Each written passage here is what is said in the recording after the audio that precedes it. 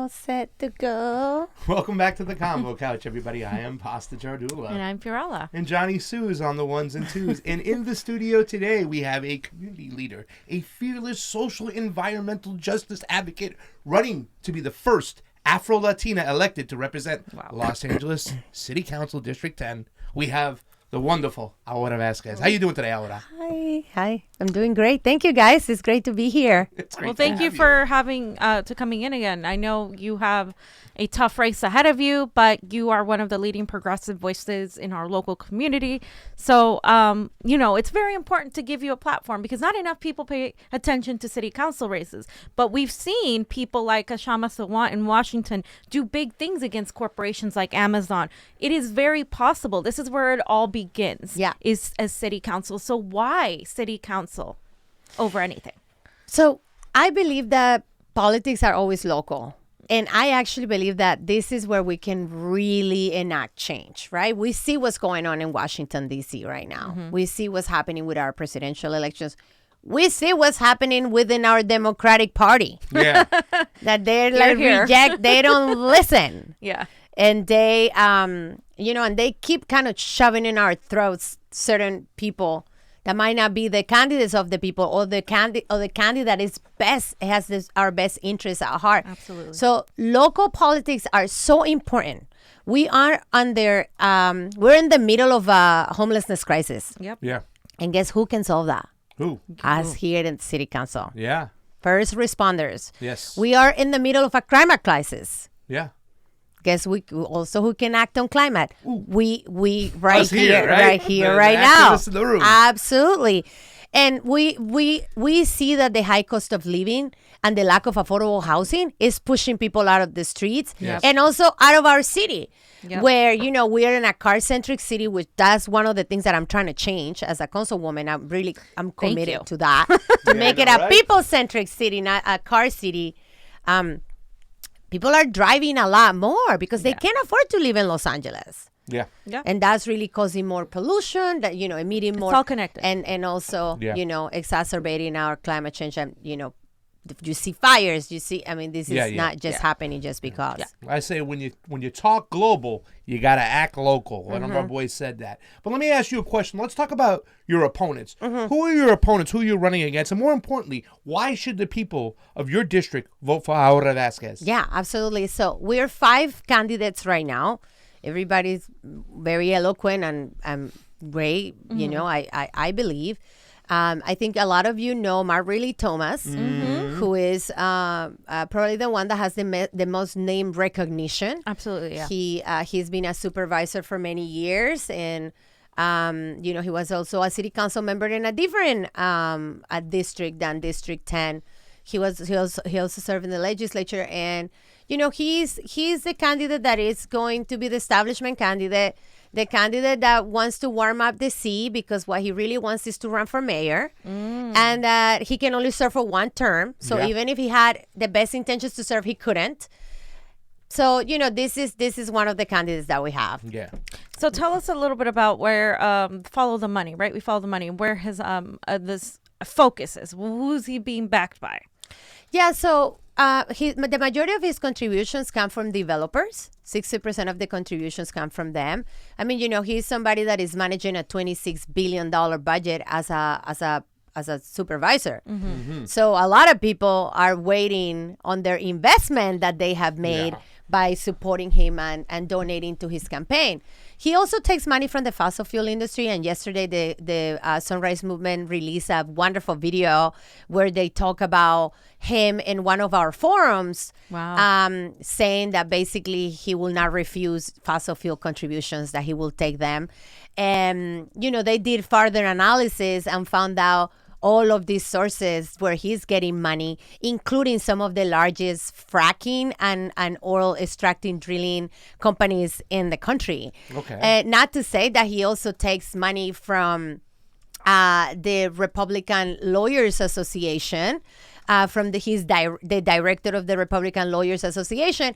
And I think it's ironic that the Democratic Party here in the county endorsed him because, he takes money from the Republicans. So, I mean, like, What does are we that say thinking? about the state of the Democratic Party, though? Yeah. Right? Yeah. Sadly, I think that there's a lot of wonderful people in the party.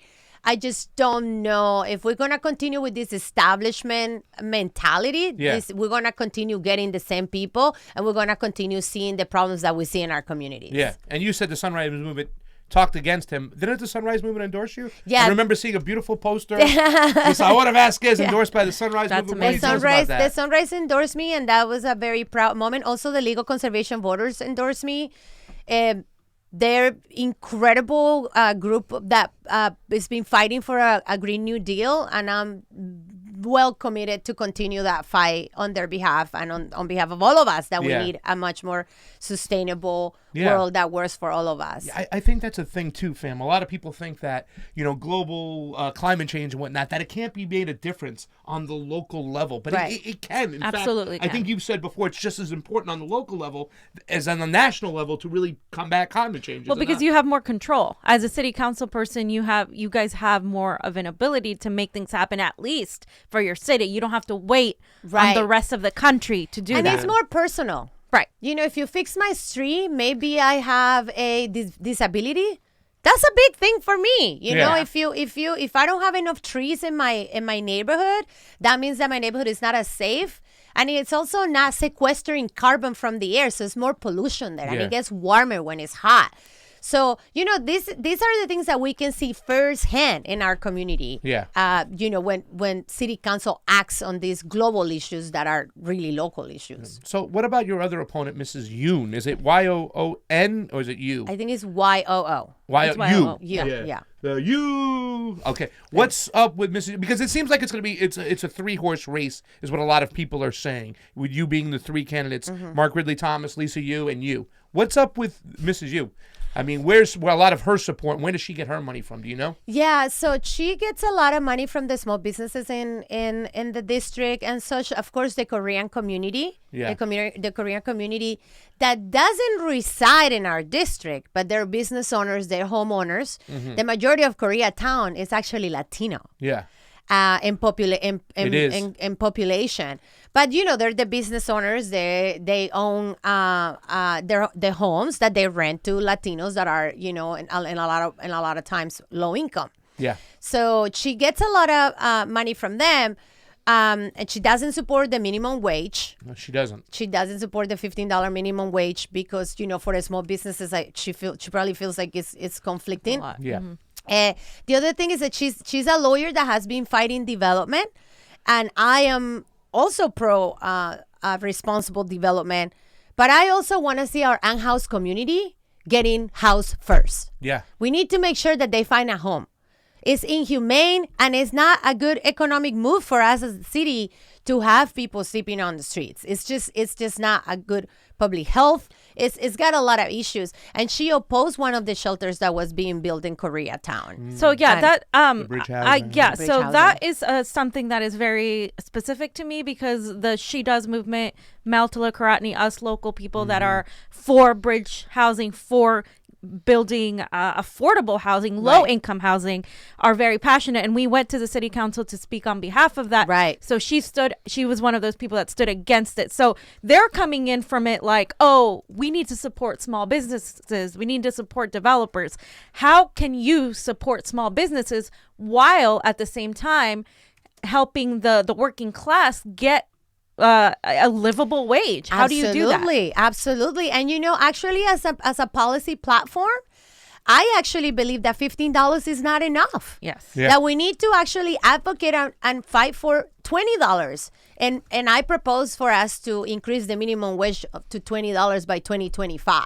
So that is an increase, right? We're in 2020 in 5 years. 5 years. $1 is the least minimum we can do to support our communities, Yeah. and to support people that are struggling, paying for the high cost of rent, paying in a city where we have to drive, and it's costly to maintain a car. Yeah. I mean, owning a car, and where we have a public transit that is not yet Efficient, yeah. ready, efficient, Yeah, it's not. fast to get us where we need to be. Yeah. So that's why I support an increase on the minimum wage to $20 by 2025. Okay, that's important too. Well, let's address some of the issues that we hear, some of the rumors out there, some of the people talk, the criticisms of Aurora Vasquez. One of the biggest criticisms we heard was the fact is that you're not from around here. You haven't lived in this district a long time. Now, to me, that means something, but it doesn't mean everything. Right. What do you have to say to those people who say, oh, Aurora, you're just kind of moving in here and you're seizing an opportunity to run in a district you haven't lived in and you can't really represent? Right, absolutely. And,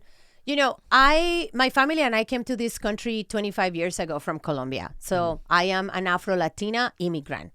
And like a lot of other immigrants in this city, I came to the United States on the pursuit of a better life for me and my parents and my brothers as well. So, and I'm definitely, I was not born in this country, but I came to California actually to learn organizing. Because when we first came to this country 25 years ago, we went to New York, and I went to school in New York, and I worked for a Congress member there for Engel Elliott.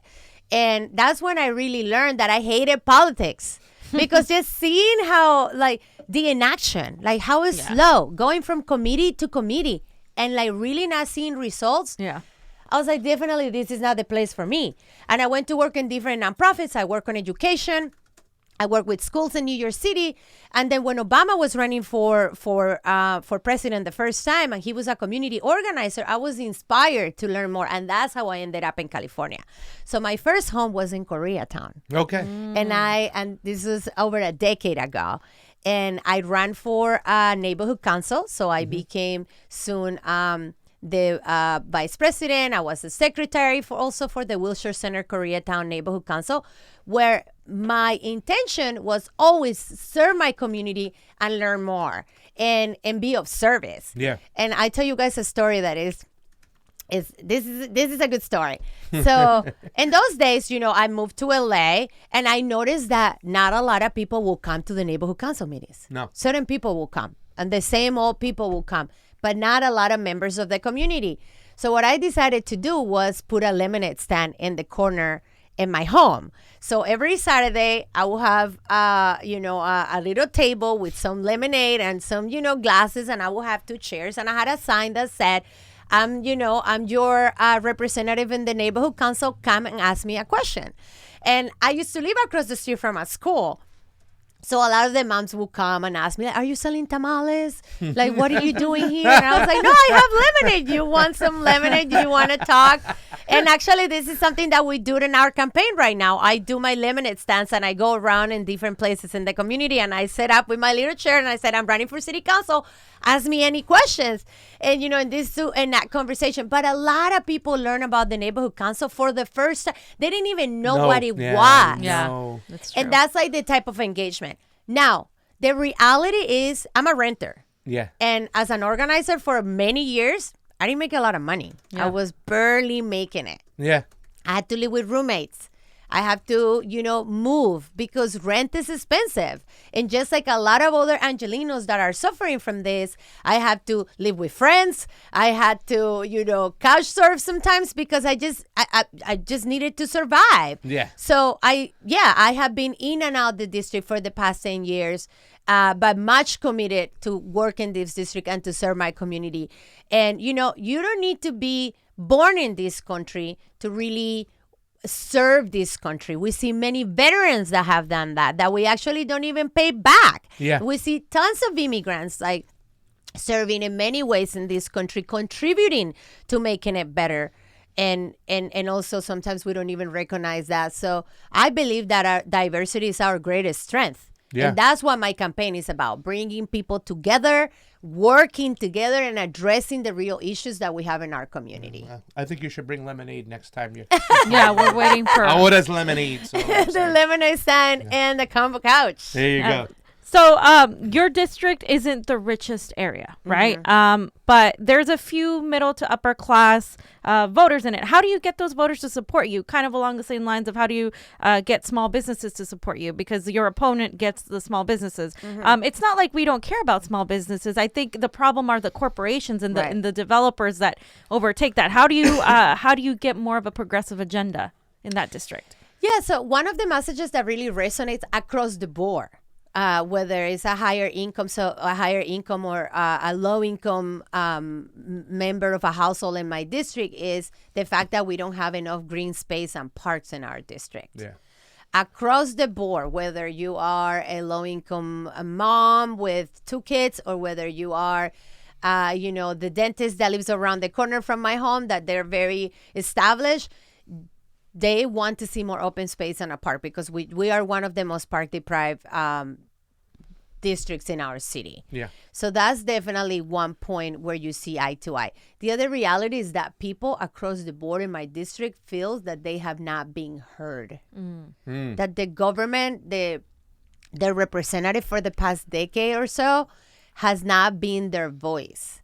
That we have created a political process where politicians stand here and they're unreachable and untouchable. And we're in 2020, friends, where we can live stream. We can talk to people on social media. We have text messages. This is not 30 years ago when we barely had like big cell phones. Yeah. This is the era of connection. Yeah. The connectivity, resiliency, and being together. So a lot of people feel that they don't have a way to, they don't even know. So many people message me my campaign to ask me, like, I don't know how to do, like, simple 311 things, simple things that in the app or calling 311 should be resolved. And people don't even know that they have that resource. Yeah. So I think we have a long way to go to do a better job to really connect people with the services that are happening. And I am committed and available to be that councilwoman that is accessible to everyone. And that's what I did at DWP too. I was the first commissioner that created office hours ever in the history of DWP, because I believe in a true democracy. Yeah. And what that means is that you have to be accessible to everyone, and you have to, and you need to give a space for people to connect with you and for you to hear the challenges and the ideas and the kudos, when you deserve them. I think that's one of the greatest things about Oetta Vasquez. Now, you're out there hustling, but you're always accessible. And that's a big thing. And I also think when it comes to reaching out to those voters,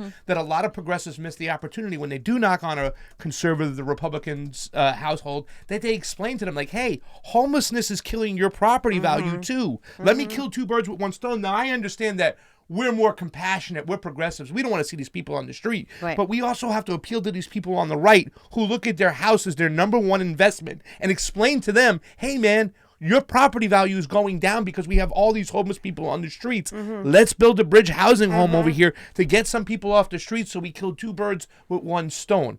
But let's stick on the DWP thing while we're here, because there were rumors out there that while you worked at DWP, that you gave somebody a no-bid contract, which a lot of people pointed the figures at, and they said that's not good, that you can be helping out the elites or somebody within city council or any way, shape, or form. Can you address those rumors that people said, or if they're not rumors, or address the situation? So let's just talk about what happened. Okay. So a couple of years ago, I believe in 2015, 16, I was not even a commissioner then. There was a big issue with the billing. And I'm sure a lot of people that live in LA and were around those days remember that some people got no bill, or some people got $3,000. So the bill, DWP was trying a new billing system. Yes. And the billing the rollout was messy. So a lot of people turned around, got together, and decided to sue DWP. So I wasn't around on those days, but a lot of measurements have been taking place since then. I believe that we need to make DWP accountable, and DWP needs to work for us. So this idea that I approve a bid contract, this was prior my days as a commissioner. Yeah. Because the one thing that I have been known for as a commissioner was to be the voice of the people. Reason why I have my office hours. Reason why I always spoke and left everything on the record. If you guys watch my live stream, like the DWP live streams, you see me always saying, like, I just want to leave this on the record because I know how important it is. And as someone that was an advocate to try to change DWP and push it to get off of coal, which was my campaign when I was an organizer for the Sierra Club, to get LA off of coal, I well know what happens internally at DWP. and how it can be challenging and how a lot of things happen behind closed doors and under the table. So when I came in 2017 and I became the youngest commissioner, the first environmental justice commissioner, they knew that things were not going to go, business couldn't go as usual, because they knew that I was not going to comply. And they knew if something wasn't really right. They knew that I was going to take care of the ratepayers. Why? Because I have neighbors that if their bill goes up by $30, they will be in big, deep trouble. Yeah. And on the verge to be homeless too. Yeah. That people live paycheck to paycheck. And as much as I support a sustainable future, I believe that there is a way to do it all, because there is plenty at DWP to make sure that we get to 100% renewables, to make sure that we create more jobs, and to make sure that it's transparent and that is accountable. I watch the Aurora Vasquez live streams when she cooks. Like, oh, she's making something. I gotta know. That's the live streams I like to watch. So. But there's a lot of stuff if you want to watch. Like, you can sit and watch me speak, even being tough on my own stuff. Yeah. You know, and you know, I got called. What I like to say, I got called on the principal's office quite often, because I was the kind of person that was gonna ask the tough questions. Yeah. And they're not so popular, or like the gas plants, when we were retiring the gas plants. I was the one that brought this up to the community. Yeah. Because it was important. So for the record, you didn't give out a no bid contract to anybody for a favor. No, I don't even know the folks that I mean, there's a lot of contracts. If anybody wants to send me a particular contract, I can look into it. I mean, because usually also at DWP, what happens is that you have a consent, like calendar or consent items that you just kind of vote on. But I don't have relationships like that with people at like DWP that I will behave in that way. Okay. And on that note, how is your campaign funded? How are you getting money? I know your opponents are taking a lot of big donor money, money from Republicans, as you mentioned, developers. How are you getting your money? So people like you guys, everyday people that donate $5, $10, $20. One of the most fascinating experiences for me running for office is call time. So the idea that you call people to ask them for money, and it's fascinating. It's fascinating because I love talking to my friends and calling people. So it gives me like a reason to like, hey, how are you? Like, happy New Year. How you be? Did you get married? So it just becomes like this connecting moment for me, which is great. But also as a grassroots candidate, I don't have the community that is going to say, I'm going to give you $800, or, you know, my whole family are going to donate to you. I don't have that kind of reach. Okay. So everyday people donate. I will never forget that I had, gardeners, people that are in the service industry, moms that are, clean homes. And they were like, we really believe that you have to help us. And they donated $30, $20, $50. And to me, this is why I really work hard to make sure that our donations go to the right place in my campaign. Yeah. We don't pay big consultants. We don't spend money on things that we don't need, other than reaching voters every day. Yeah. Contacting voters and letting them know that they have a choice, that it's time for change. Yeah. Do you want to talk a little bit about your consultants in your campaign? Do you want to give us a little update on what just happened recently? I mean, it's interesting because in the campaign world, I'm running against a big incumbent, and I had a really hard time constructing a team. Number one, because my favorite teammates are running shop for Bernie Sanders, for Elizabeth Warren. They're out there doing incredible things. And I am beyond proud of a lot of my friends doing that. But some of the consultants that decided to work with me soon enough got a little, scared and blackmailed and bullied by a big incumbent. It's a big name. And this is not exclusive to them. Yeah. Sometimes when I call people and I ask them for support, people that it should be easy, clear that they would support me. And they have mentioned, like, you will be great, but it's hard for me to support you because, we have this incumbent and he's already stated that, if we don't support him, we're gonna be done, and we're doing, we either want access or influence. So I'm definitely facing a lot of that, being a grassroots candidate that is fighting big money, getting the money out of politics, really being a voice of the people. It's been really interesting process for me to just watch it all unfold. It's funny that the LA Democratic Party is bullying people, fam. Oh, I would have never guessed that. No, like, you're so going to tell me surprised. that they're not using their power to push out a progressive? How do you reconcile that? Because I believe that's the problem is like people putting their career and their sort of I guess power ability to maintain some sort of connections in the party over doing the right thing. Yeah. Isn't that the point of what's happening right now in this movement to try to like get rid of that sort of mindset, right? Political strategy. How do you fight against that? It's going to take a couple of cycles, and it's going to take getting people like me elected so that we can show that it actually can happen. Yeah. And I mean, again, my campaign is at a grassroots level. It's at a voters level. It's a knocking on doors level. It's making phone calls level. So all this buzz around the the bureaucrats and in this world is not the world that I'm operating. Yeah. I'm operating in a world where I know who my voters are. I know where they live. I know how old they are. I know what they cared about, and I go and speak to them. Yeah. So it's because I only have also so much resources. We have grown a robust, group of volunteers that come out. The Sunrise has been really super helpful. Yeah. The National United Healthcare Workers, a union that also endorsed me, they have been very helpful. So definitely we're like getting out there. And then like the super volunteers that I have that live in my district, my neighbors, people that have heard of me and they're like ready to go. Yeah. You talked about the Bernie Elizabeth kind of. Yes. How do you feel about that whole situation going on right now with Bernie Sanders and Elizabeth Warren? I mean, you're a Bernie supporter, yeah, right? I'm a Bernie Sanders supporter. Yeah. We met at a Bernie event. That's why. Right. So.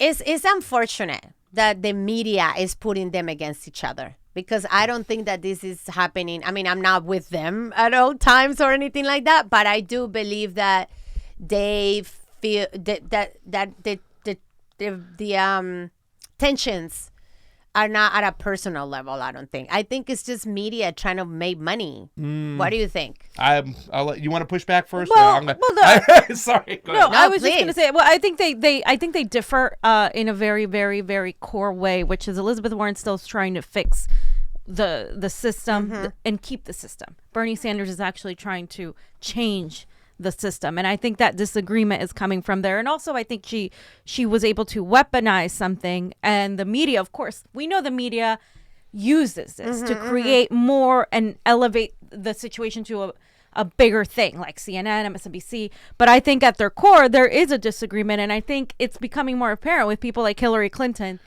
speaking against him. And I think it's kind of a bigger macrocosm of what's happening locally. Locally, these people are coming and attacking you, saying, "Oh, she doesn't support small businesses. Oh, she's a grassroots candidate. I can't support you, even though you're the right candidate, because it's gonna come back at me." I feel like Elizabeth Warren, somebody got to her and was like, "You can't support Bernie Sanders because you need to support Joe Biden." Yeah. And that's what I think. What I think is happening. I don't know if you. Look at what just happened. 1 second, because you told me once before, and I to bring this up, that somebody said that you're not an Afro Latina. Yeah. Right? Now think That about I'm that. not black. Somebody That I'm not black. weaponizing. Yeah. Somebody weaponizing your identity to try to use it against you. Yeah. She did that. I don't care what the media did after. Right. Elizabeth Warren did that, and then you go and you question everything, where she got her money from, her whole rhetoric, all these things. Who she didn't support when she had a chance to, who she did support when she had a chance to. And I think it's kind of, it boils down to what's going on today, even into your district. If we don't call out the atrocities from these people, these neo-progressives who are not progressive, who are not going to stand with us, we're going to lose. Yeah. Because we got to be able to call out the corruption within, and she's just an extension of that. Yeah, I mean, I thought you were referring to the whole thing about, like being a woman and in the debate. And I agree. I mean, I agree that the media is definitely exacerbating that. It's just, to be honest, it's petty. Yeah. that we are in a moment in history in 2020 where at the national level people are fighting because maybe a woman can never win, like he said, whether he said it or not.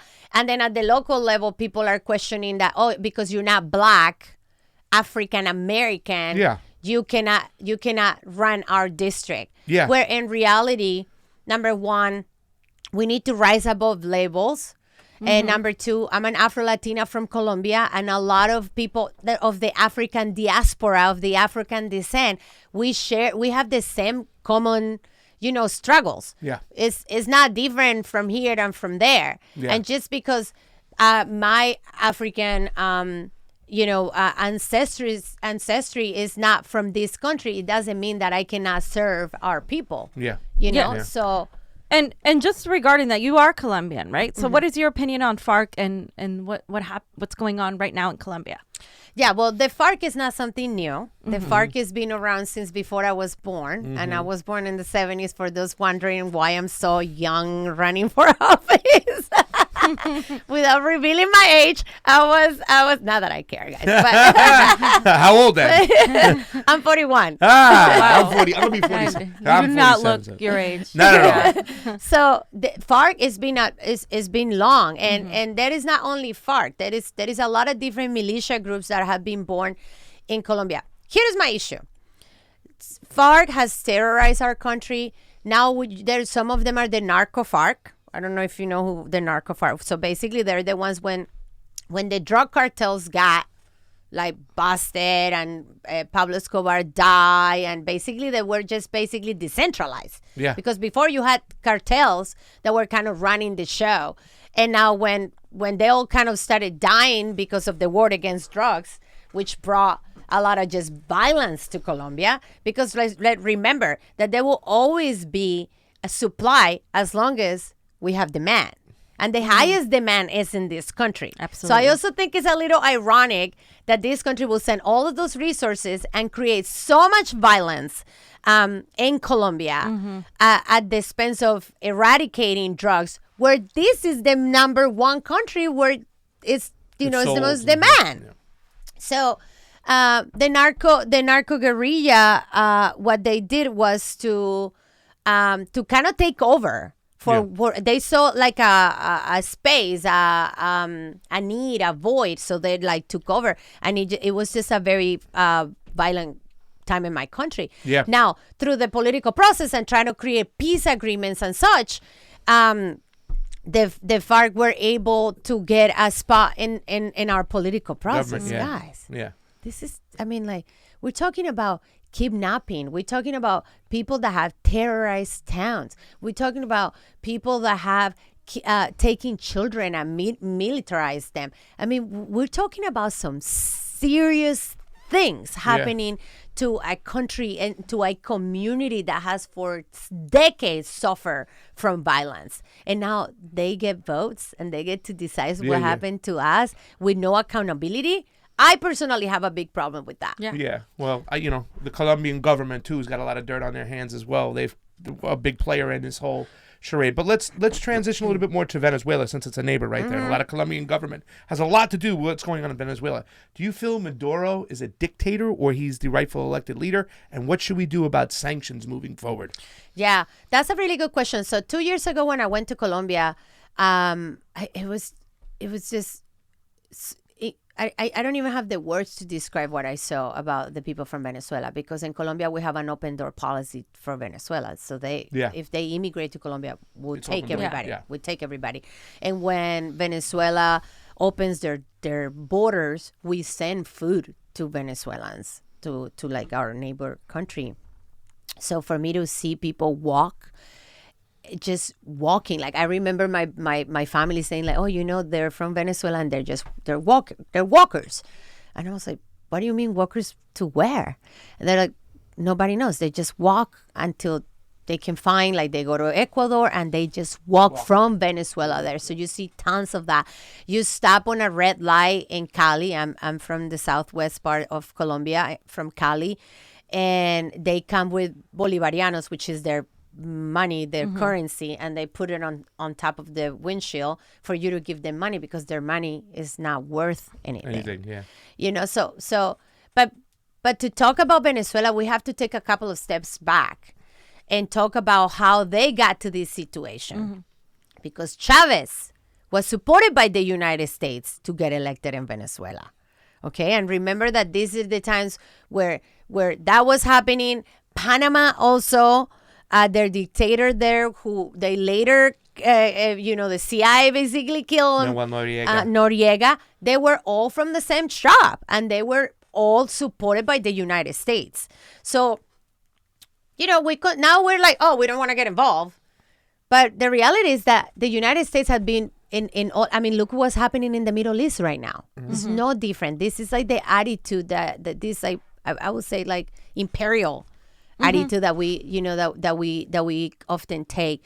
So, it's terrible what's happening with Maduro. I don't think I definitely believe that he's a dictator, and he doesn't even have, like, even a vision. At least, like, when Chavez was around, there was a sense of, like, a vision and like nationalism, and we're going to take back our resources. People in Venezuela are dying. Yeah. The country is not working. They don't have electricity a lot of times during the day. They don't have running water a lot of times during the day. So it's just really sad what's going on in that country. And to be honest, to sanction somebody, I don't know if that's really the solution. Yeah. But I also don't have the answer of what it is, because it blows my mind what's happening in a country that when I was growing up in Colombia, it was the model country of South America. Yeah. We used to go vacationing to Venezuela because it was, like, great, and it had beautiful infrastructure, and people had good paying jobs. And now it's just mind blowing what's going on there. Yeah.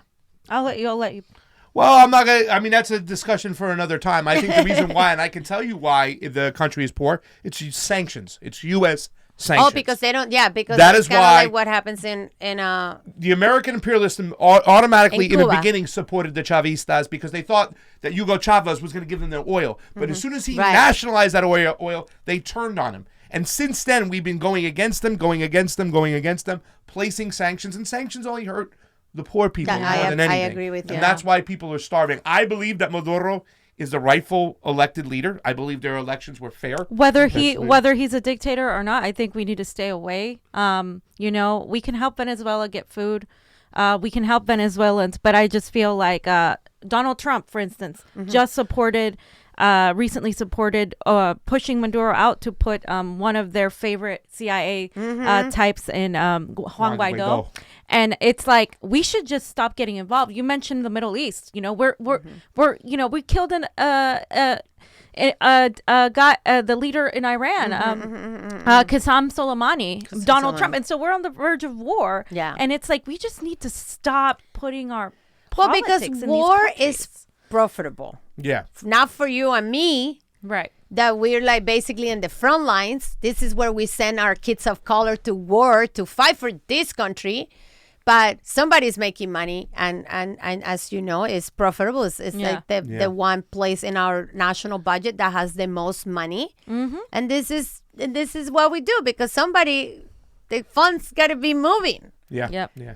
Well, the reason why we ask you these questions, because even though it's a local district, city council, it's your kids in your district that will be carted off to go fight in these wars. Absolutely. And hopefully maybe one day after you have the city council seat, you might run for Congress, and we can revisit these foreign policy issues that are so important. Because I'm not there with you on all of them, you know what I'm saying? Since the time I met you, when you said, oh, I'm Colombian, it's like, oh, I want to talk about the FARC and the government. Right. We can probably talk about those. You're probably not going to agree with me 100%, but you are from that region, and therefore your information voice is important. It's important. Of course. Stuff, and like, growing up, I grew up in a family that was very involved. That's why for me, it's important to be involved. My parents used to take me to town hall meetings. I watched my mom. Like, I saw, many things, the example of my family.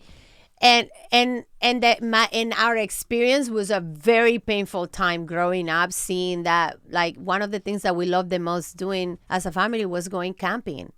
hint the love that I have for nature. And we stopped going camping because it was unsafe to be in the mountains and going into the river swimming and doing things like that because they were very difficult times. So I feel that, and I have a couple of friends, some of my best friends are this Venezuelan couple, and we talk all the time about what's going on in Venezuela, in Colombia. And they also said, like, it's so fascinating to them how people talk about Venezuela and they have no firsthand experience about how it's like for them as Venezuelans themselves. That's true. And as having family there and such. Johnny loves to talk about Caracas. No, Johnny? Rolling blackout. So nothing else from you, Johnny? No super chats up there? We're good? Did I miss any? I would thank you so much for coming into the studio. I think you're an awesome candidate. Still got an uphill battle. When is the primary? So March 3rd is the primary, and this year in Los Angeles, we're trying a new voting system. So it's going to be longer from February 22nd to March 3rd. You guys can vote, and you can vote from anywhere in the county. Yeah. So if you live in Pasadena and you need to vote, you can vote in downtown LA, or if you live in District 10 and you need to vote there, you can vote in Sherman Oaks, per se. So that's happening. In order for us grassroots candidates to be successful and to win, we need our movement to really come and support us. Yeah. So I really hope that whoever is listening here considers joining my campaign, and I think we're gonna circle around the website, which is aura2020.com/get involved. So come out, because the revolution will not be televised or motorized. It will be live streamed, maybe.